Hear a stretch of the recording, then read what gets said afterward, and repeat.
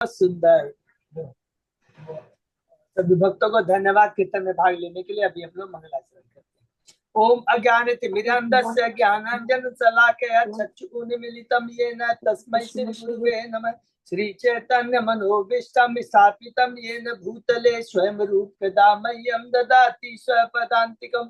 वन्देऽहं श्री गुरु श्री युगपदकमलं श्री गुरु वैष्णवांश्च श्री रूपं साग्रजातं सहगण रघुनाथं वितं तं सजीवं स्वादेतं सावधूतं परिजं सहितं कृष्ण चैतन्य देवं श्री राधा कृष्ण पादान सहगण ललिता श्री विशाखा वितांत च नम ओम विष्णु पादाय कृष्ण पृष्ठाय भूतले श्रीमते भक्ति वेदांत स्वामी इति नामिने नमस्ते सारस्वती देवे गौरवाणी प्रचारिणे निर्विशेषा शून्यवादी पाश्चात्य देश तारिणे वांछा कल्पतरुभ्यश्च कृपा सिन्धुभ्येव च पतितानां पावनेभ्यो वैष्णवेभ्यो नमो नमः।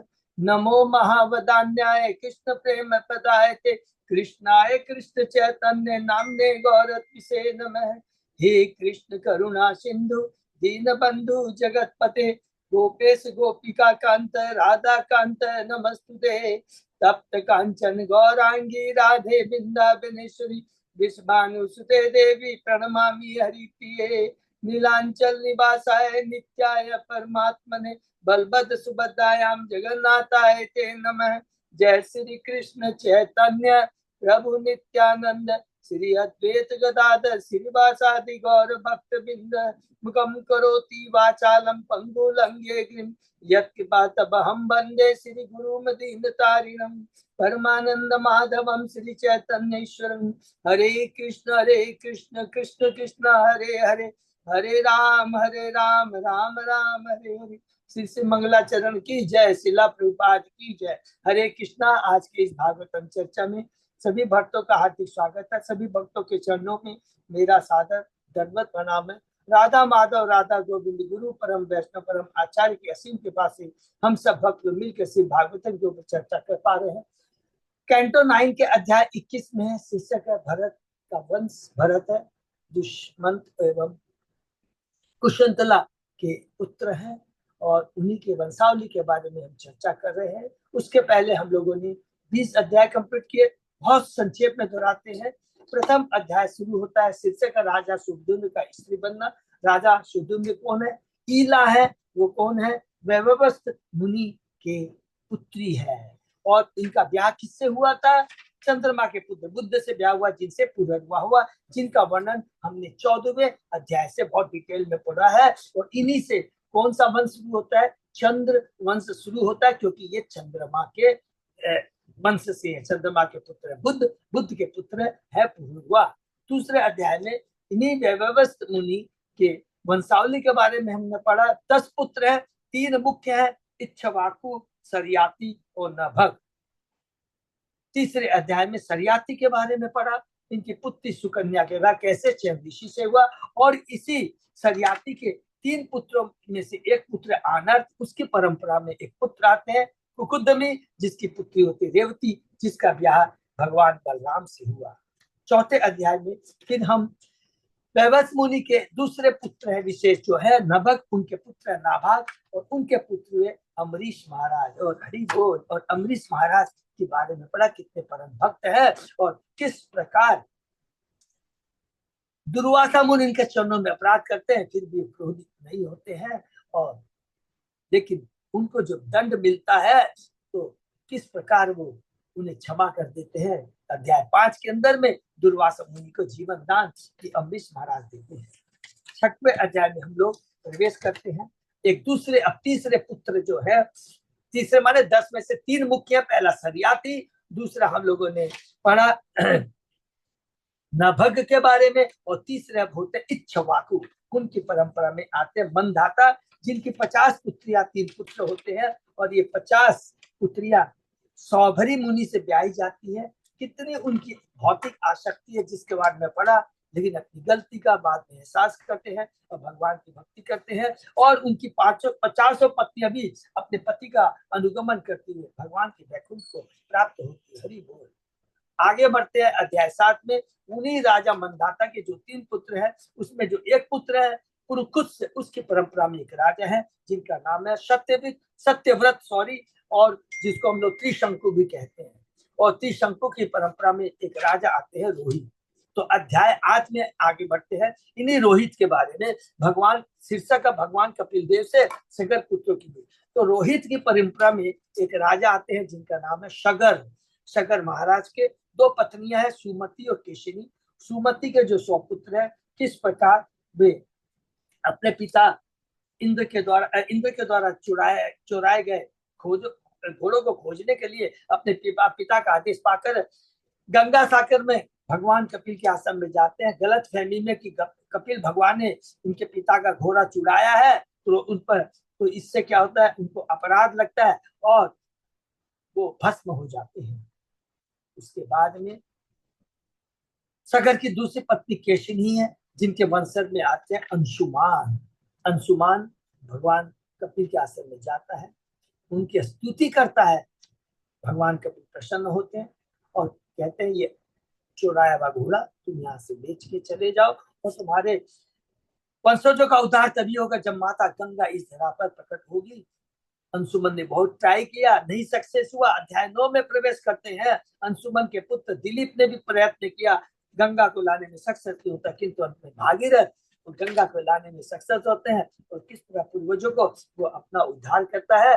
वो भागीरथ की परंपरा में आते हैं एक राजा स्वदास, और स्वदास की परंपरा में आते हैं अस्मक, और अस्मक की परंपरा में आते हैं खंडवांग महाराज। हरि बोल। और खंडवांग महाराज के बारे में हमने पूरा।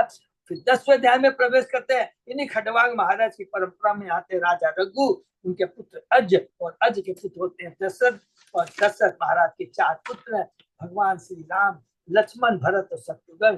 किस प्रकार भगवान श्री राम ने रावण का उद्धार कर करके माता सीता को लेकर करके माता सीता का उद्धार, रावण का भी उद्धार किया है, मार के नहीं बोलेंगे, उद्धार किया है। सब याद रखेंगे। रावण के प्रति हमारी चेतना बहुत सही है। कौन है वो? जय है। कुंभकर्ण कौन है? विजय है। जय विजय है, जो कि भगवान की लीला में भगवान को वीर रस का आनंद लेने की इच्छा थी, उसको भगवान की इच्छा का पूर्ति करने के लिए वो त्रेता युग में रावण कुंभकर्ण बन के आए हैं। और फिर भगवान सीता को रावण से छुटकारा दिला करके अयोध्या वापस आते हैं। 11वें अध्याय में हमने पढ़ा कि किस प्रकार भगवान श्री राम छाया माता का परित्याग करते हैं। माता सीता के लवकुश 2 पुत्र होते हैं। वाल्मीकि आश्रम में वो रहते हैं।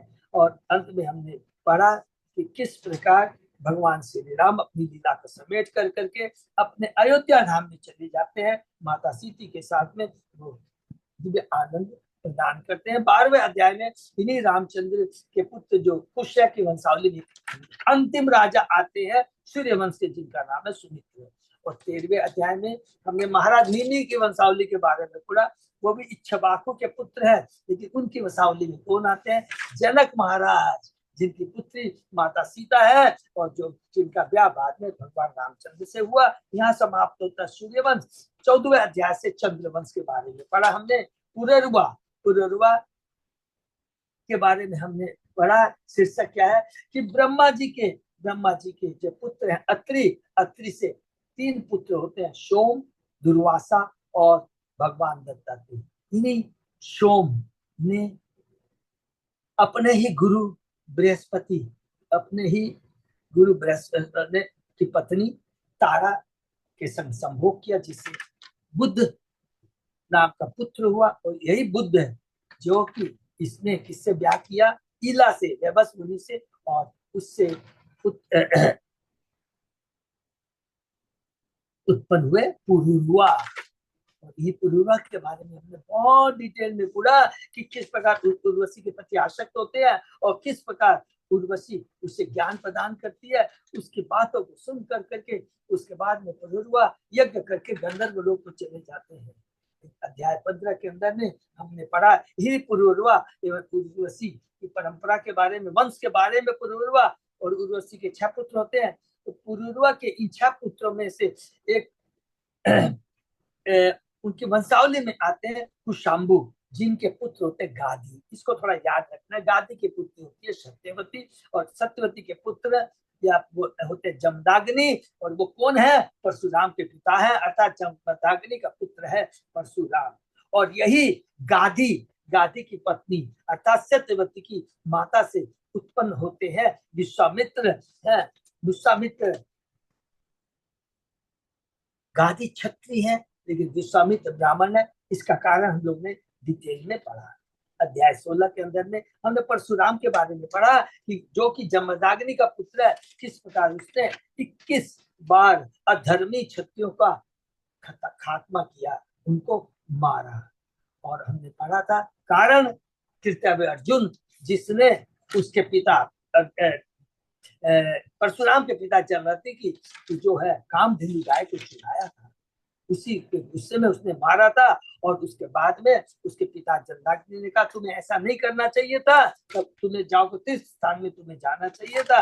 वो तीर्थ स्थान में चला जाता है, पीछे से कार्तिक अर्जुन के पुत्रों ने जमदग्नि का वध कर देता है। पुनः परशुराम क्रोधित हो जाते हैं, फिर से पूरे सब सारे क्षत्रियों को मार देते हैं। और उसके बाद में यज्ञ करते हैं, अपने पिता को जीवित करते हैं, जो कि बाद में 60 सप्तऋषियों में एक ऋषि बनते हैं।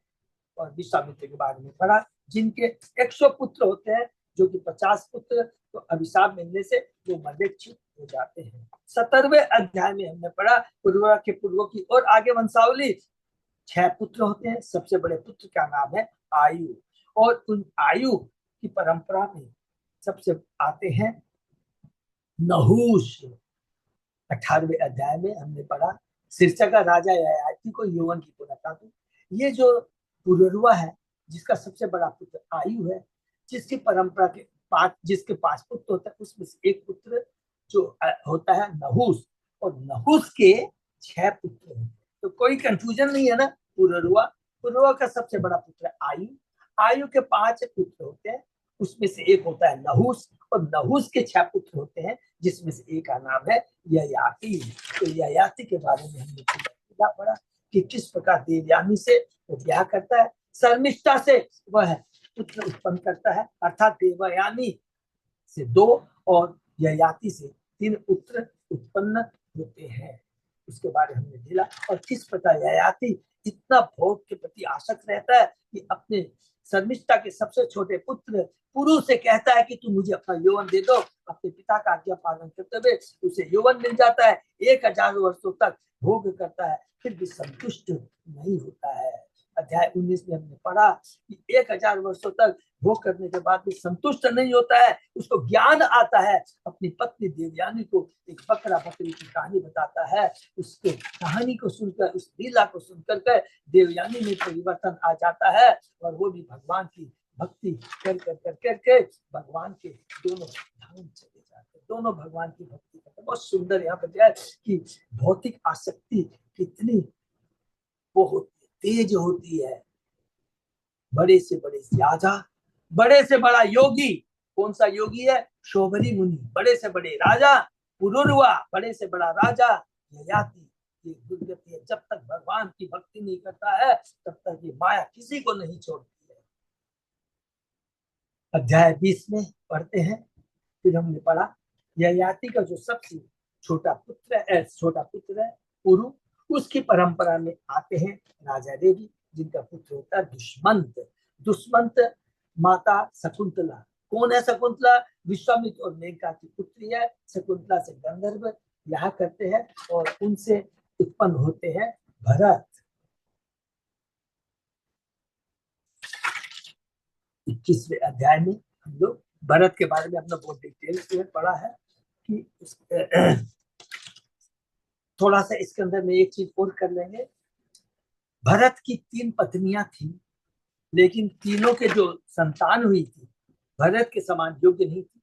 डर के मारी कि हमारा पति हमें त्याग देगा, वो अपने पुत्रों को मार देती है। तीनों की तीनों अपने पुत्रों को मार देती है। राजा दुखी हो जाता है। और इधर में एक और जो कि भौतिक आसक्ति, कितनी आदमी अंधा हो जाता है भोग के प्रति। बृहस्पति स्वयं अपने भाई की पत्नी ममता के संग संभोग करता है, और उनसे जो पुत्र उत्पन्न होता है वह पुत्र जो मरुत देवता है उसको पालते हैं, क्योंकि बृहस्पति और ममता दोनों उस पुत्र को पालने से मना कर देती है, तब मरुत देवता उसका पालन करते हैं। और उसके बाद में यही पुत्र जो कि मरुत देवता ने पाला था, जिसका नाम भरद्वाज हुआ, भरद्वाज भरत महाराज को दे दिया जाता है। भरत महाराज उसको एक्सेप्ट करते हैं।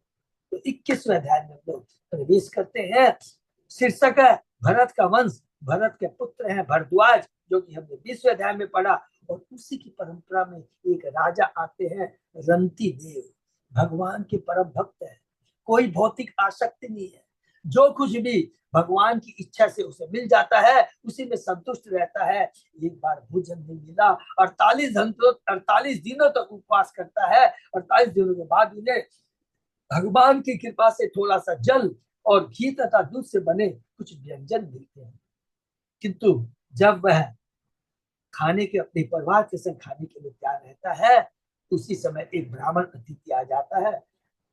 ब्राह्मण को कुछ अंश, भोजन का कुछ अंश दे देता है। उसके बाद में अपने परिवार वालों को कुछ बांट देता है, और जो कुछ बचा रहता है खाने के लिए जाता है। उसी में एक शुद्ध अतिथि आ जाता है। पहले ब्राह्मण अतिथि आता है, उसके बाद शुद्ध अतिथि आता है। शुद्ध अतिथि को भी अपने भोजन का एक अंश देने के बाद में जो कुछ बच जाता है, जैसे खाने को तैयार होता है तो एक व्यक्ति शुद्र कुत्तों के संग आ जाता है। रंती देव ने बचा हुआ जो कुछ भी भोजन था उस मनुष्य को, उस व्यक्ति को और उसके कुत्तों को दे देता है। अब उसके पास कुछ नहीं रहता है, कल जस्ट पीने का जल रहता है। तब उसके बाद अंत में एक चंडाल आ गया और जल मांग बैठा। रंती देव ने वह जल उसे प्यासे चंडाल को दे दिया और कहता है, इस चंडाल की जान बचाने के लिए अपना जल देकर, देखिए कितनी बड़ी बात कहता है, मैं अपनी सारी भूख, प्यास, थकान, शरीर कंपन, खिन्नता, कलेश, संताप तथा मोह से मुक्त हो गया।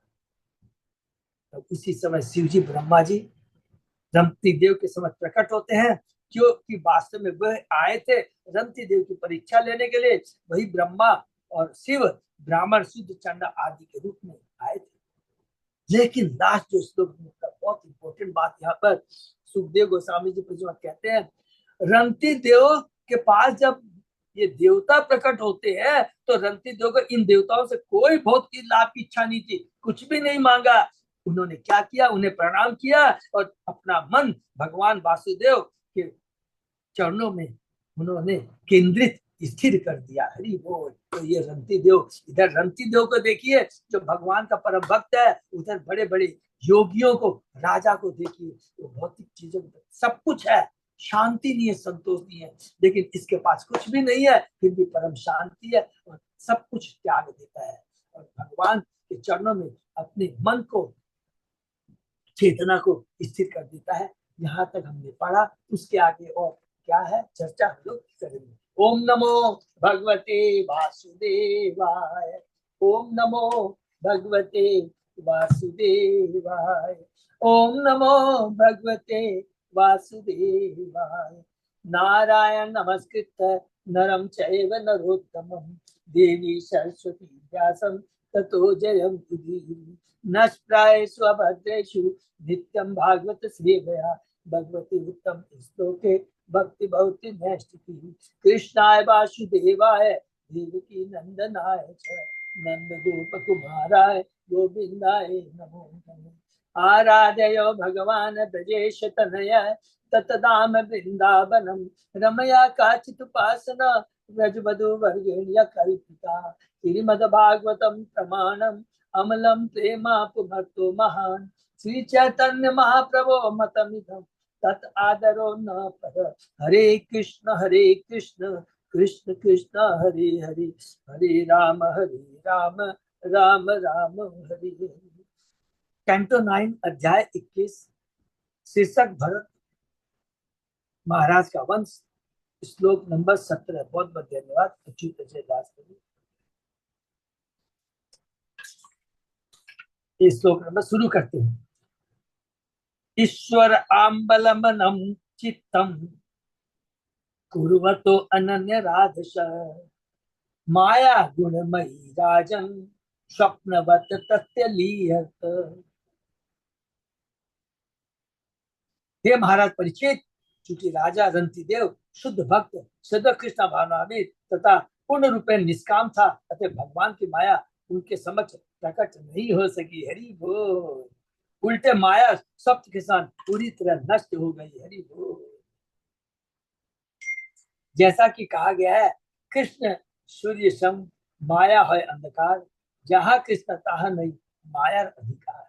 जिससे सूर्य के प्रकाश में अंधकार के होने की संभावना नहीं रहती, उसी तरह शुद्ध कृष्ण भक्त में माया का अस्तित्व नहीं रह पाता। भगवान स्वयं भगवत गीता में कहते हैं, देवी हिसा गुणमयी मम माया दुरत्या मामे ये प्रपद्यन्ते माया में ताम तरंती। भौतिक प्रकृति के 3 गुणों वाली मेरी इस देवी प्रकृति को जीत पाना कठिन, किंतु जिन्होंने मेरी शरण ग्रहण कर लिया है वे इसे आसानी से पार कर सकते। जो कोई भ्रामक शक्ति अर्थात माया के प्रभाव से मुक्त होना चाहता है, उसे कृष्ण भक्त बनकर कृष्ण को सदैव अपने हृदय में धारण करना चाहिए। भगवत गीता में भगवान उपदेश देते हैं कि मनुष्य सदैव उनका चिंतन करे। मन मना भव भक्तो मध्याजी माम नमस्करो। इससे सदा कृष्ण भावित रहते हुए मनुष्य माया के प्रभाव को पार कर सकता है। माया मिताम तरंती थी।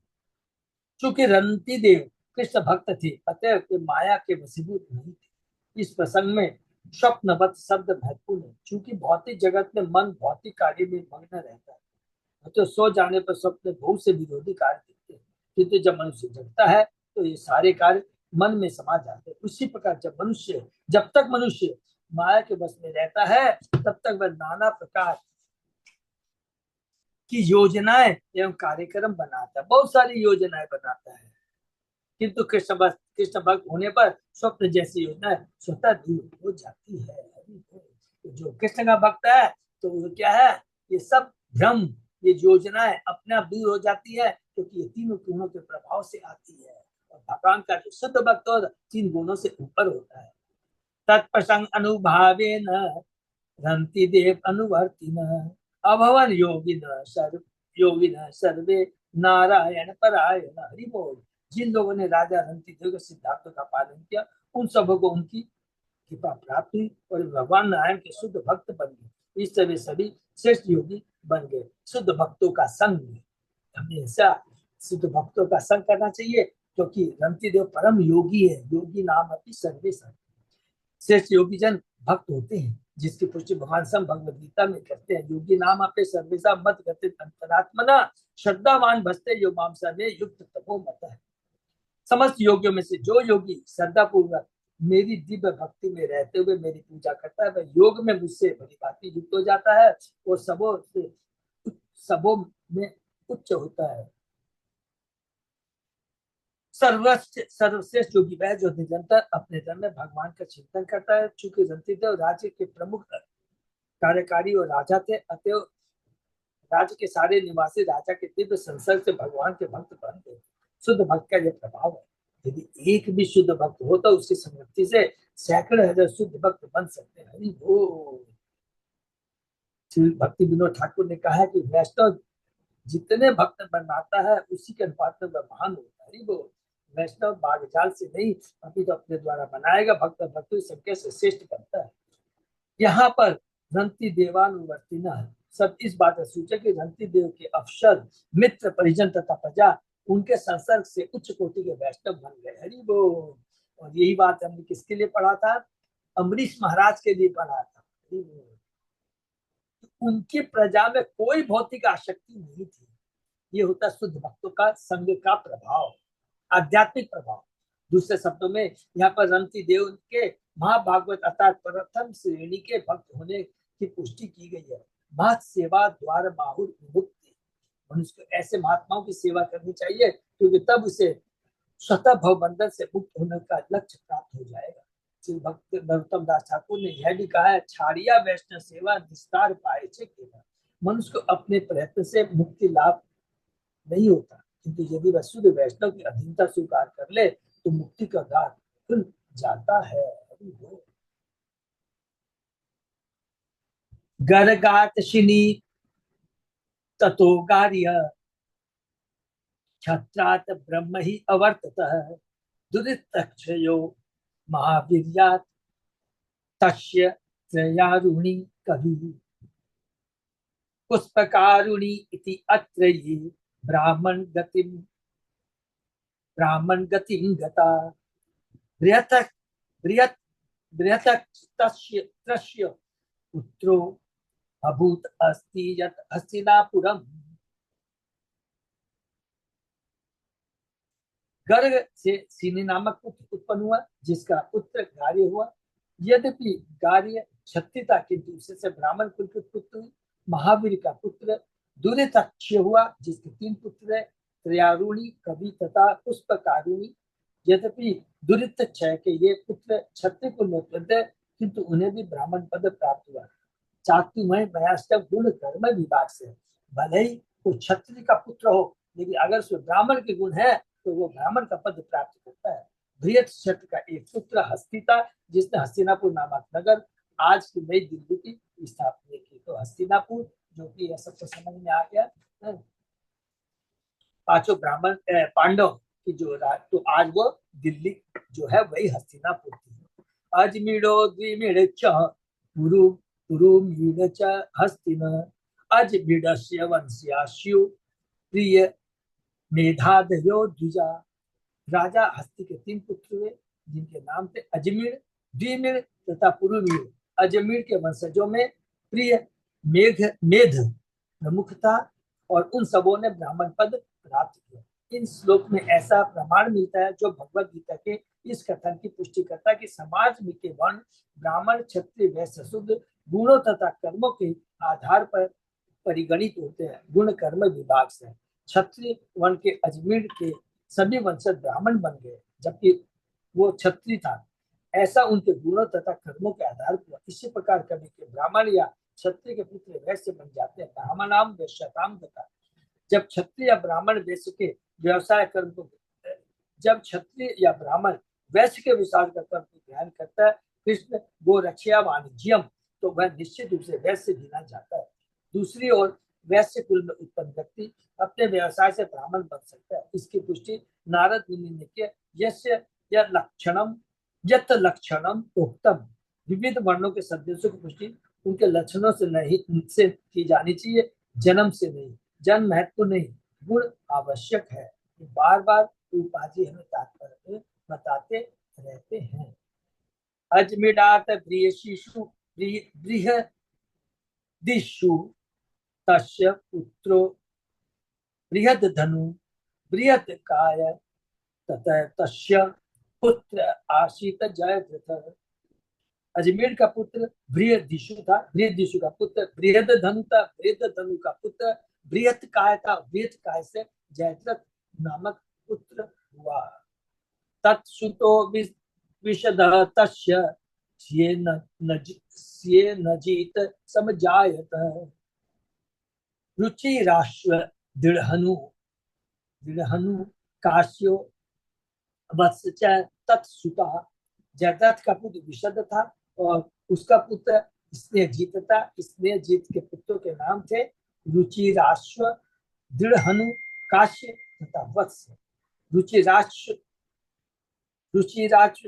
पार पृथुषेन तत आत्मज पारस्य तनयो निपस्तस्य पुत्र शतम त्वभूत। रुचिराश्व का पुत्र पार था और पार के पुत्र पितुषेन तथा निप थे। निप के 100 पुत्र थे। सकृत्याम शुक कन्यायाम बृहद बृहद दत्तम अजी जनत योगी सगवी भार्यायाम विवक्षवेन अधात सुतम। सुख की पुत्री अर्थात निप की पत्नी, माने निप जो राजा था, निप की पत्नी जिसका नाम है सुख, निप की पत्नी कृत्वी, सॉरी, निप की पत्नी कृत्वी के घर से राजा निप के बृहद दत्त नाम का पुत्र उत्पन्न हुआ। सॉरी, ब्रह्मदत्त।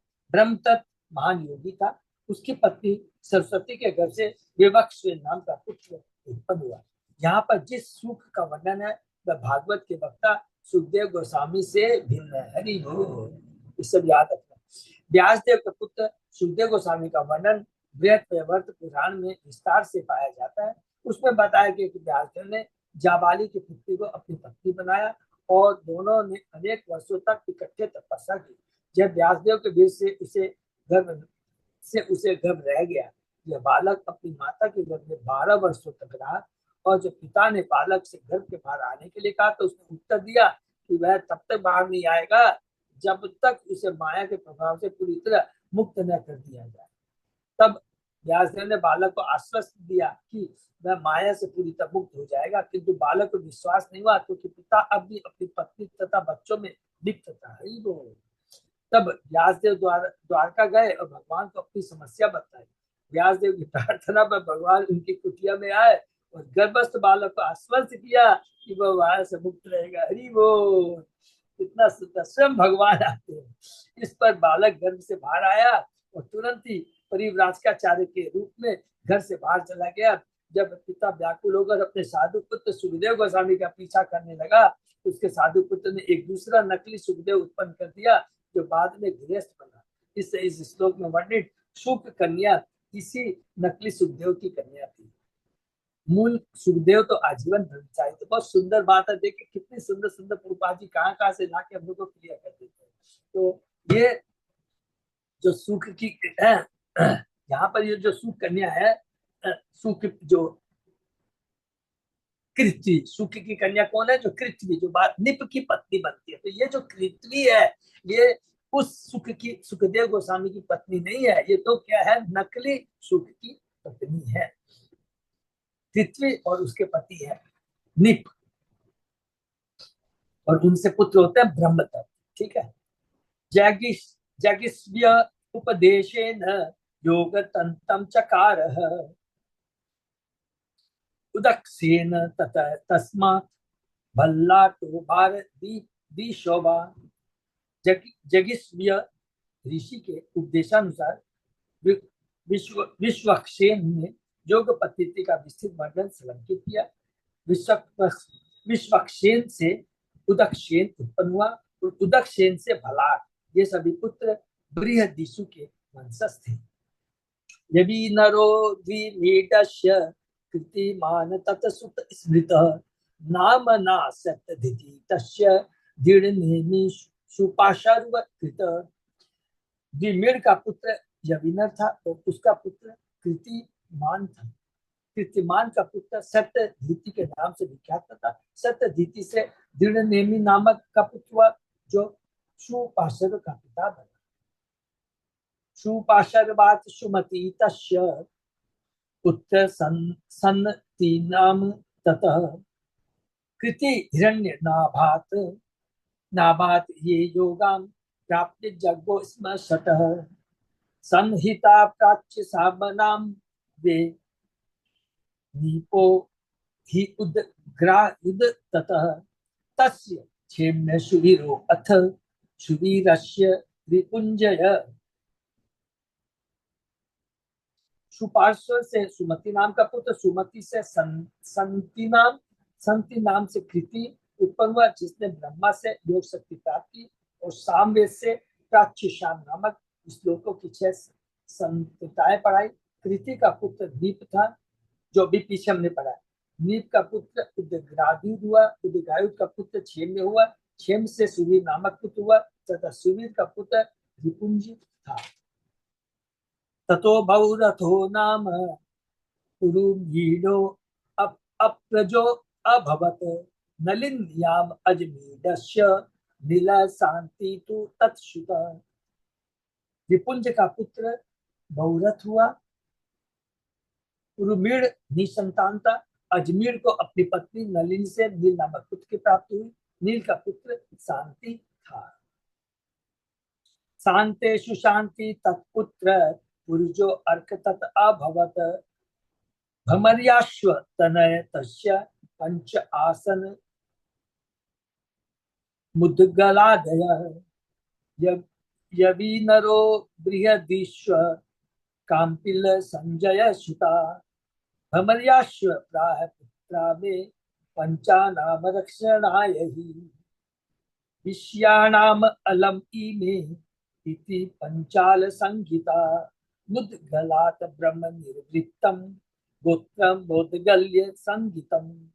शांति का पुत्र सुशांति था, सुशांति का पुत्र पुरुष हुआ, पुरुष का अर्क का पुत्र भमर्याश्व हुआ, भमर्याश्व के 5 पुत्र हुए, मुद्गल, यविनर, बृहदिश्व, काम्पिल तथा संजय। भमर्याश्व ने अपने बेटों से कहा, मेरे बेटों, तुम लोग मेरे 5 राज्यों का भार संभालो, क्योंकि तुम ऐसा करने के पर्याप्त सक्षम हो। इस तरह उनके 5 पुत्र पंचाल कहलाए। मुग्दल से ब्राह्मणों का गोत्र चला, जो मुग्दल कहलाया। मिथुनम मुद्गलात भामर्याद दीवो दास पुमान भूत। अहल्या कन्यका यश्याम सतानंद तु गौतमा। ये थोड़ा सा नोट कर लेंगे। भमर्यासु के पुत्र मुद्गल की जुड़वा संतान हुई, जिसमें एक पुत्र था और एक कन्या थी। पुत्र का नाम दीवदास गया और कन्या का नाम अहल्या। अहल्या के गर्भ और उसके पति अद्या के गर्भ और उसके पति गौतम मुनि के वीर से सतानंद नामक पुत्र उत्पन्न हुआ। तो अहल्या किसकी पत्नी थी? गौतम मुनि की। तस्य सप्तदिति पुत्रो धनु वेद विशारद सरद्वान तत्सुतो यस्मात् उर्वशी दर्शनात् किल। सर स्तंभे अपतत रेते मिथुनम तत् अभूत शुभम। सतानंद का पुत्र सत्यधीति था, जो धनु विद्या में अत्यंत पटु था। सत्यधीति का पुत्र सरद्वान हुआ। जब सरद्वान की भेंट उर्वशी से हुई तो सर नामक घास के गुच्छे पर उसका वीर्यपात हो गया। इस वीर से 2 शुभ शिशु उत्पन्न हुए, जिनमें से एक लड़का था और दूसरी लड़की। तत्दृष्ट्वा कृपया अगृह्णात् शान्तनु चरणं कृपा कुमार कन्या च द्रोण पत्नी अभवत कृति। ये भी थोड़ा इंपॉर्टेंट श्लोक है, नोटिंग करने का है। जब महाराज शांतनु शिकार करने गए तो उन्होंने जंगल में जुड़वा शिशु को पड़ा देखा। एक लड़का था। ये दयास उन्हें अपने घर ले आए। फलस्वरूप बालकृप नाम से विख्यात हुआ जो लड़का था, और बालिका का नाम कृपी पड़ा। बाद में कृपी द्रोणाचार्य की पत्नी बनी। तो ये कृपी कौन है यहाँ पर बताया गया है। ठीक है, इस प्रकार से भागवत के 9 स्कंद अंतर्गत भरत का वंश शीर्षक 21वें अध्याय का भक्ति तत्व। तो यहाँ से सबको समझ में आ गया कि पूरा सीधा सीधी क्लियर समझ में आ गया। परीक्षित महाराज भी उसी भरत वंश से है। दुष्मंत की पत्नी है शकुंतला, शकुंतला से हुए भरत, उन्हीं की परंपरा के अंदर में यहाँ आकर हम पाते हैं कि ये जो पूरा का पूरा है अजमेर के वंशज।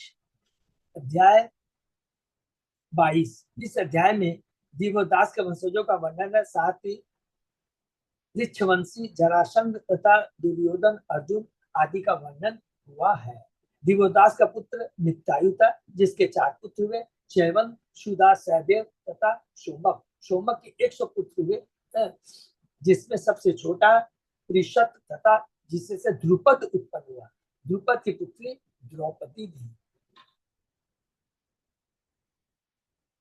और पुत्रों में धृष्टमुम्न सबसे बड़े थे। तो ये थोड़ा नोट कर लेते हैं। ठीक है, सोमक के 100 पुत्र हुए थे, जिनमें सबसे छोटा पुत्र त्रिशत था, जिससे ध्रुपद उत्पन्न हुआ। ध्रुपद की पुत्री द्रौपदी थी और पुत्रों में धृष्टमुम्न सबसे बड़े थे। धृष्टद्युम्न का पुत्र धृष्टकेतु था। अजमेर का एक अन्य पुत्र ऋक्ष था।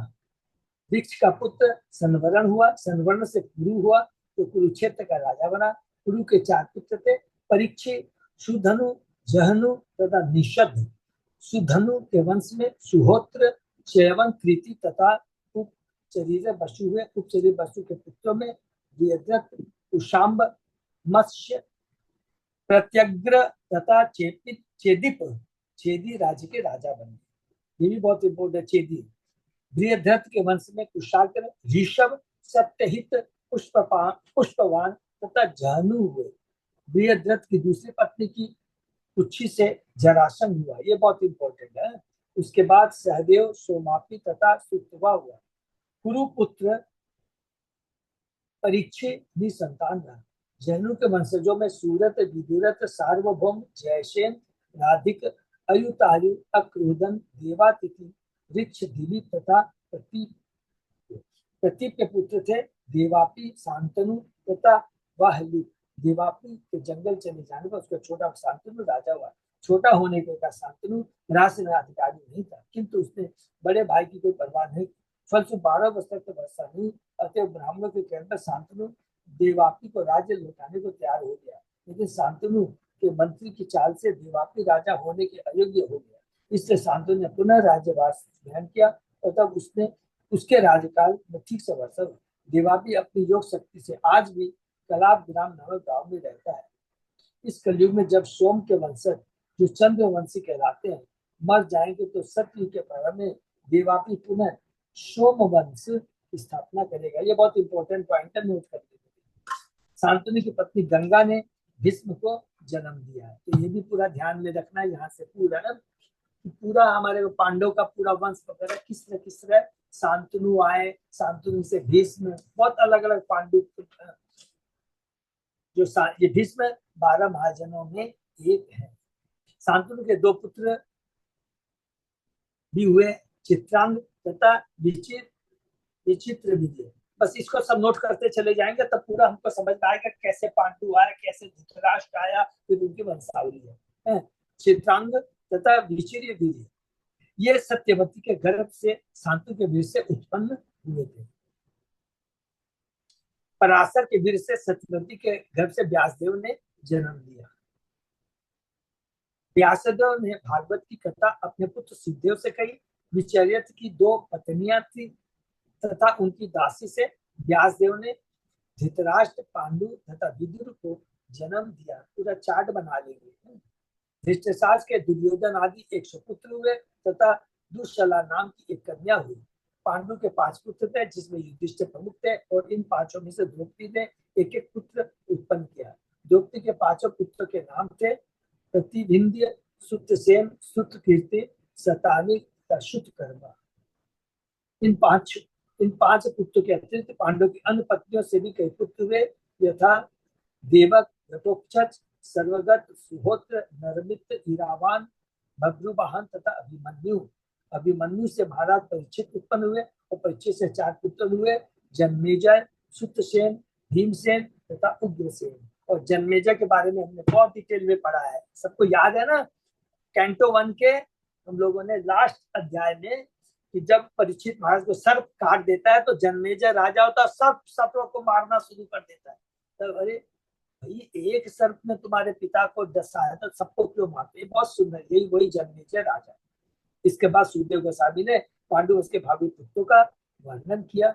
उन्होंने बताया कि जन्मेजय का पुत्र शतानीक होगा, जिसके वंश में सहस्रानीक, अश्वमेधज, असीम कृष्ण, नेमि चक्र, चित्ररथ, सुचिरथ, विष्टिमान, सुषेण, सुनीत, निचकु, सुनिखल, परिपल्लव, सुनय, मेधावी, नीलपंजय, दर्व, तिमी, बृहद्रथ, सुदास, शतानिक, दुधर्मन, महीनर, दंडपानी, निमि तथा छीमक हो गए। तत्पश्चात सुखदेव गोस्वामी ने मागध वंश के राजाओं की भविष्यवाणी की। जरासन के पुत्र सहदेव से मार्जारी, उससे सुत्र श्रवा होगा। इसके बाद इस वंश में युतायु, निर्मित, नक्षत्र, बृहत्सेन, कर्मजीत, सुतंजय, विप्र, सूची, क्षेम, सुब्रत, धर्मसूत्र, शम, ध्रुमत्सेन, सुमति, सुबल, सुनीत, सत्यजीत, विश्वजीत तथा विपुंजय होंगे। ये चीज हमने पढ़ लिया तो मोटा मोटी समझ लिया। अध्याय 22 भी हमने कंप्लीट कर लिया। क्योंकि हमेशा पहले हम समरी पढ़ के पढ़ते हैं तो कोई बात नहीं, हम लोग श्लोक पर अब चलते हैं। शुक्वाच है वित्तायु च दिवोदाशा चैवं तत्सुतो नप सुदास सह देवो अथ सोम को जंतु जन्म कृत। सुखदेव गोस्वामी ने हे राजा, दिवोदास का पुत्र भित्तायु था और भित्तायु के 4 पुत्र हुए जिनके नाम थे च्यवन, सुदास, सहदेव तथा सोमक। सोमक जंतु का पिता था। तस्य पुत्र सत्तम तेषाम यदि यान पृष्ठतः सुतः स तस्मात् द्रुपदो यज्ञे सर्व संपत् समन्वितः। सोमक के 100 पुत्र थे जिनमें सबसे छोटा पृषद था। पृषद से राजा द्रुपद उत्पन्न हुए और जो सभी प्रकार से ऐसे हुए बांटता। तो द्रुपद कौन थे? पृषद थे। द्रुपदात द्रौपदी तस्य धृष्टद्युम्न सुता, धृष्टद्युम्नात् धृष्टकेतु, भामरिया पांचल पांच पांचाल का भारत द्वीप से द्रौपदी उत्पन्न हुई। भारत द्वीप के कई पुत्र बीते जिसमें धृष्ट मनु प्रमुख था। उसके पुत्र का नाम धृष्टकेतु था। ये सारे पुरुष भमर्यास्य के वंश या पंचाल वंश से कहलाते हैं। जो अजमेर सुतो ही अन्य वृक्ष संवरण तथा तपत्याम सूर्य कन्यायाम कुरुक्षेत्रपति कुर परीक्षि सुधनु जनु च पुरोसुता सुहोत्र अभूत सुधनुष च्यवनो अथ तथा कृति। अजमेर का दूसरा पुत्र वृक्ष नाम से विख्यात था। वृक्ष से संवरण, संवरण से उसकी पत्नी सूर्यपुत्री तप्ती के गर्भ से कुरु हुआ, जो कुरुक्षेत्र का राजा बना। कुरु के 4 पुत्र परीक्षित, सुधनु, जनु तथा निषद। सुधनु से सुहोत्र, सुहोत्र से च्यवन और च्यवन से कृति उत्पन्न हुआ। वसुतस्यो उपरिचरो बृहद्रथ मुखा ततः कुशाम्ब मतस्य प्रत्यग्र चेदीपाद्याश्च चेदीपा। प्रीति का पुत्र उपरिचर वसु था। उसके पुत्र में जिसने बृहद्रथ प्रमुख था, कुशाम्ब, मत्स्य, प्रत्यग्र, चेदीप थे। उपचीरर वसु के सारे पुत्र चेदी राज्य के शासक बने। बृहद्रथात् कुशाग्रो अभूत ऋषभ तस्य तत्सुतः यज्ञ सत्य हितो अपत्यम पुष्पवान तत्सुतो जहु। बृहद्रथ से कुशाग्र उत्पन्न हुआ, कुशाग्र से ऋषभ, ऋषभ से सत्य रहित, सत्य रहित से पुष्पवान, पुष्पवान से जहु उत्पन्न हुए। अन्यस्याम अपि भार्यायाम शक्ले द्वे बृहत्थात् ये मात्रा बहि उद्सृष्टे जरिया च अभिसंधिते। ये अच्छा इंपॉर्टेंट श्लोक है। जीव जीवेति क्रीडन्त्या जरासंध अभवत् सुतः। बृहद्रथ की दूसरी पत्नी के गर्भ से 2 आधे आधे खंडों से एक पुत्र हुआ। जब माता ने इन दोनों आधे आधे खंडों को देखा तो उन्हें फेंक दिया। उसके बाद क्या हुआ? उसके बाद में जरा नाम की जो राक्षसी थी ने खेल खेल में उन्हें जोड़ते हुए कहा, जीवित हो उठो, जीवित हो उठो। इस तरह जरासंध नाम पुत्र उत्पन्न हुआ। ये हमें आगे भी पता, हम लोग इसके बारे में पढ़ेंगे। तो कैसे हुआ जरासंध, और इसीलिए भगवान कृष्ण ने हिंट दिया था भीम को कि ऐसे 2 तिनकों को लेकर बोला था ऐसे चीर दो, तो बस भीम समझ जाता है, तो जरासंध को ऐसे चीर देता है, तो जैसे जुड़ा था वैसे अलग हो जाता है और मर जाता है। ततः च सदैव अभूत सोमा पीजत सुत स्रवा परीक्षि अनपत्य अभूत सूरथो नाम जानव। जरासंध से सहदेव नाम का पुत्र हुआ, फिर सहदेव से सोमापी और सोमापी से सुत स्रवा हुआ।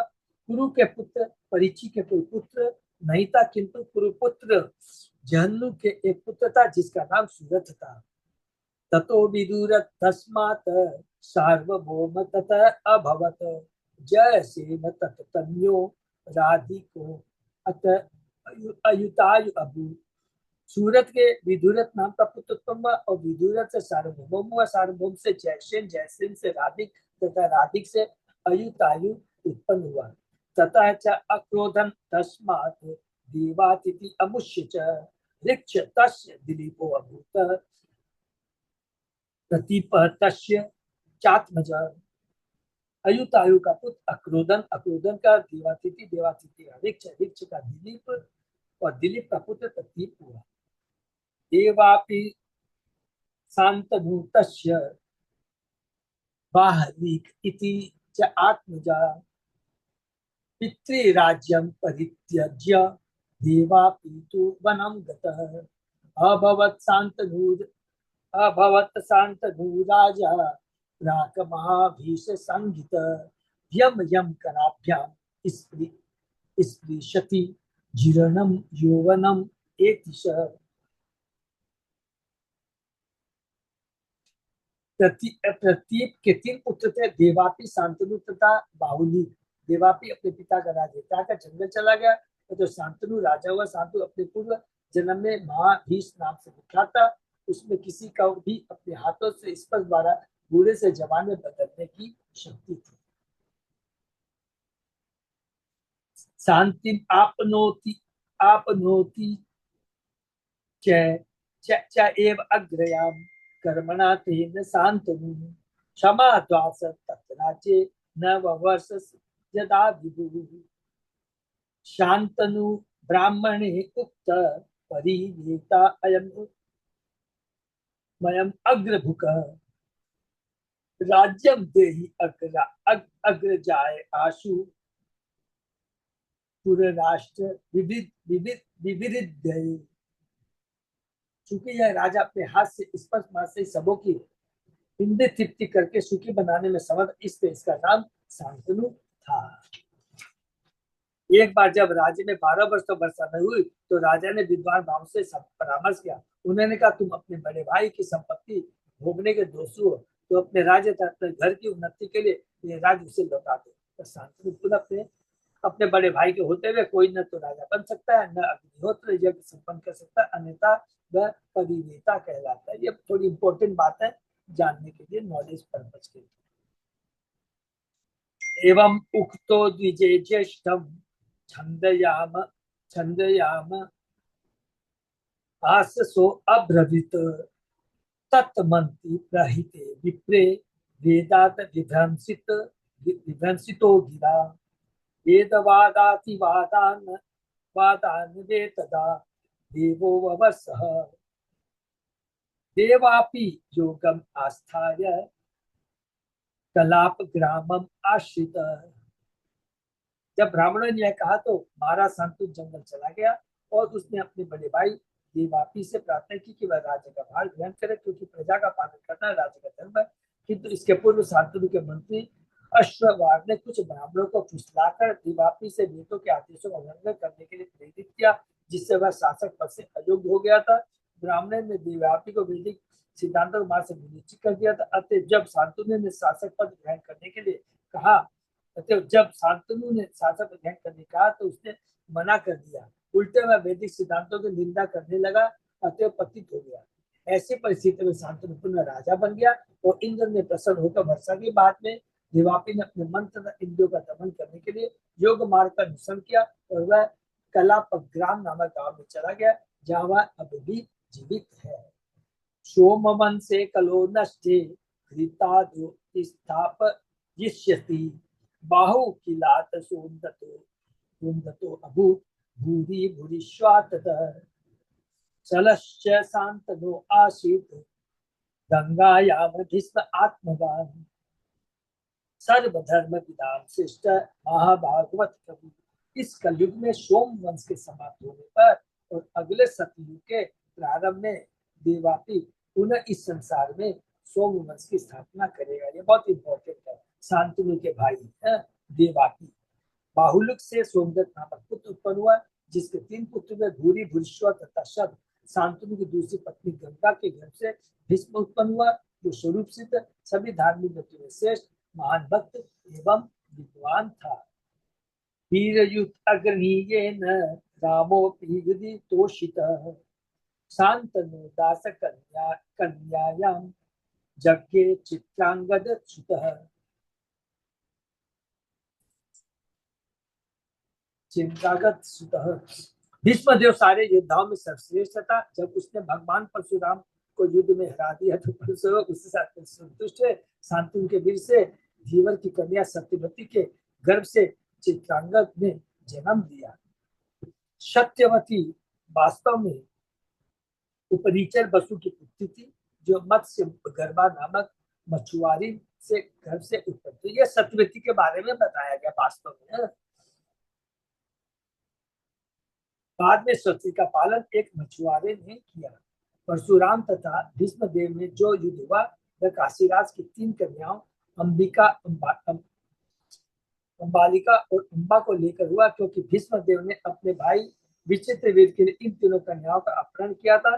तो अंबा ने सोचा था कि भीष्मदेव उससे विवाह कर लेगा, अतः वह उस पर अनुरक्त हो गई। लेकिन भीष्मदेव ने ब्रह्मचर्य का व्रत ले रखा था, अतः उसने विवाह करने से मना कर दिया। अंबा भीष्म पितामह के सैन्य गुरु परशुराम के पास गई, जिन्होंने भीष्मदेव से कहा कि वह उसके साथ विवाह कर ले, किंतु भीष्मदेव ने मना कर दिया। अतः परशुराम ने उससे युद्ध किया ताकि वह विवाह करना स्वीकार कर ले, लेकिन परशुराम हार गए। अतः वे भीष्म से प्रसन्न हुए। हरे कृष्णा। सुंदर लीला है, इसको हम लोग तो नेक्स्ट क्लास में कर सकते हैं। हाँ प्रभु जी, नेक्स्ट क्लास में कर। कर सकते।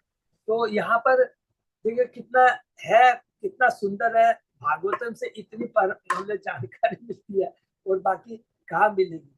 लेकिन सारा जगह एक ही चीज दिखा, अंत तक देखेंगे जब तक भगवान श्री कृष्ण का 24वें अध्याय में जन्म होता है, उस समय एक ही चीज का जितने भी राजा हुए कुछ भी, अल्टीमेट प्रभुपाद जी अपने तात्पर्य के माध्यम से हमें एक हिंट देते हैं। हिंट क्या देते हैं कि माया बहुत प्रबल है, सबको बच के रहना है। हमको लगता है, देखिए क्या क्या बता रहे हैं, रंती देव को राजा को देखिए और बड़े बड़े राजाओं को देखिए, शुबरी को देख लीजिए, पुरुरवा को देख लीजिए, ययाति को देख लीजिए, इन तीनों को छोड़ दीजिए। बृहस्पति को देखिए, देवताओं के गुरु है। तो माया बहुत प्रबल है और इसलिए क्या है कि भगवान का भक्त होना बहुत जरूरी है, भगवान की भक्ति करना बहुत जरूरी है। वास्तव इस माया के चंगुल से बचना चाहते हैं तो एकमात्र चीज है कि हमें भक्तों का संग करना बहुत जरूरी है। हम मतलब इसलिए हमेशा मैं पर्सनली, मेरे को जो रियलाइजेशन आता है, हमेशा हमें प्रभुपाद जी को याद करना है, भूलना नहीं है। इसलिए हम लोग ये मंगलाचरण करते हैं ना, बहुत जरूरी है। आज प्रभुपाद जी नहीं होते तो हम यहाँ नहीं होते। उनकी कृपा से देखिए आज हम लोग भक्त मिलकर जुड़े हुए हैं और मिलकर भक्ति करने का प्रयत्न कर रहे हैं और भगवान अवश्य हमारी सुनेगा। ठीक है ना। तो हम सब लोगों को मिलकर करके हरिनाम का जप करना है, शास्त्र को पढ़ना है, 4 रेगुलेटिव प्रिंसिपल को बहुत स्ट्रिक्टली फॉलो करना है। तो ये जो 4 रेगुलेटिव प्रिंसिपल है ना, यही सतोगुण तमोगुण रजोगुण, ये पूरे रजोगुण के तमोगुण का है। तीनों ये 4 रेगुलेटिव प्रिंसिपल किससे आते हैं? तमोगुण से आते हैं। तो इससे बचना है और इससे बचने के लिए क्या है? भगवान की भक्ति, हरिनाम करना। हरिनाम करने से रजोगुण से नहीं बचेंगे, तमोगुण से नहीं बचेंगे, रजोगुण से नहीं, सतोगुण से भी बचाएंगे, सतोगुण के ऊपर चले जाएंगे। ये हरिनाम की शक्ति है, भगवान की भक्ति की शक्ति है, शुभ भक्तों का। हरे कृष्णा। ये पर विराम देते हैं। किसी का कोई प्रश्न है तो पूछ सकते हैं, नहीं तो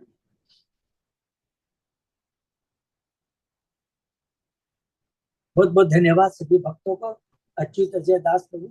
हाँ प्रभु जी। कोई अनाउंसमेंट कुछ है प्रभु? अभी तो नहीं प्रभु जी। कोई भी अनाउंसमेंट नहीं। ठीक है, मतलब तो यहीं पर विराम देते हैं। हरे कृष्णा। हरे कृष्ण। से भक्तों का बहुत बहुत धन्यवाद। कृष्ण ने विराम देते हैं। कल सुबह